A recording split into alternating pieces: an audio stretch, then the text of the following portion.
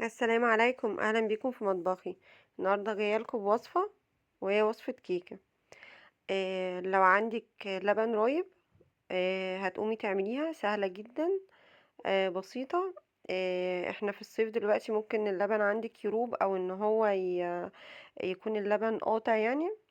فبدل ما نرميه، وانا كنت واحده من الناس بترمي اللبن لما للاسف بيروب مني.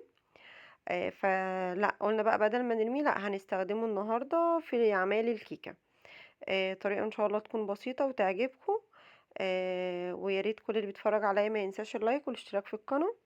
وان شاء الله الوصفات تكون خفيفة وبسيطة وتعجبكم. الاول نصلي على النبي كده عليه الصلاة والسلام، ونبتدي نقول بسم الله الرحمن الرحيم.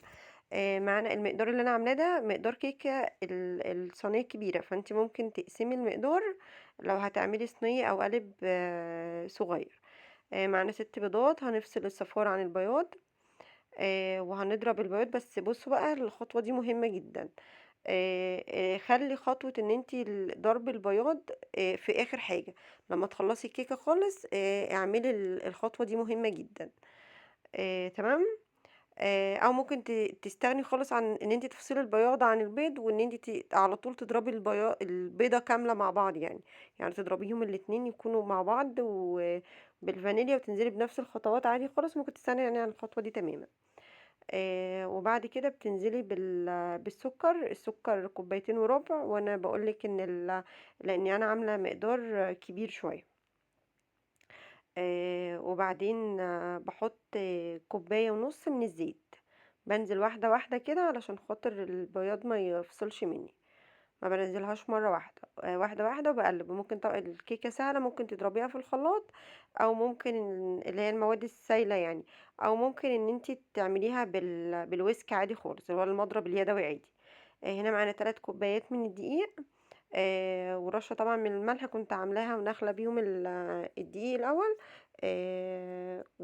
وكيس بيكنج باودر. كيك شيف او اللي هو العادي بتاعنا. هتقلبيهم، هتلاقي طبعا السائل معاكي، الخليط تقل معاكي.